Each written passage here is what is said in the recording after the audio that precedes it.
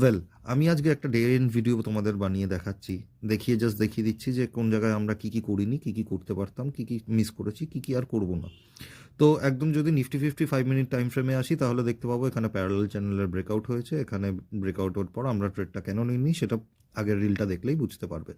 তারপরে এখানে একটা ডাব্লু হয়েছে। এখানে যদি আমি এন্ট্রি করিনি, কেউ যদি এন্ট্রি করে থাকে তাহলে ছোট্ট একটা স্টপ লসের সাথে সে মোটামুটি 1:5 কাছাকাছি টার্গেট পেয়ে গেছে, যদি সে ট্রেল করতে থাকে। আমি যদি চলে আসি ব্যাংক নিফটিতে এখানে একটা চ্যানেল হয়েছে, চ্যানেলের পর ব্রেকআউট, রিটেস্ট, আবার টার্গেট দিয়েছে। কিন্তু আমি এই ট্রেডটার মধ্যে ঢুকিনি, কারণ হচ্ছে এটাকে যদি কাপ অ্যান্ড হ্যান্ডেলও বলি, এই কাপ অ্যান্ড হ্যান্ডেলটা আমার রুলস অনুযায়ী ঠিকঠাক ছিল না, তাই জন্য আমি এখানে এন্ট্রি করিনি। সো এইভাবে যদি আমরা ট্রেডিং শিখতে পারি, তাহলে আমরা কারোর এরকম কল পুট বারবার নিয়ে মার্কেটকে টাকা দিয়ে বেরোবো না। আমরা মোটামুটি একটা প্রফিটেবল অ্যামাউন্ট রাখবো।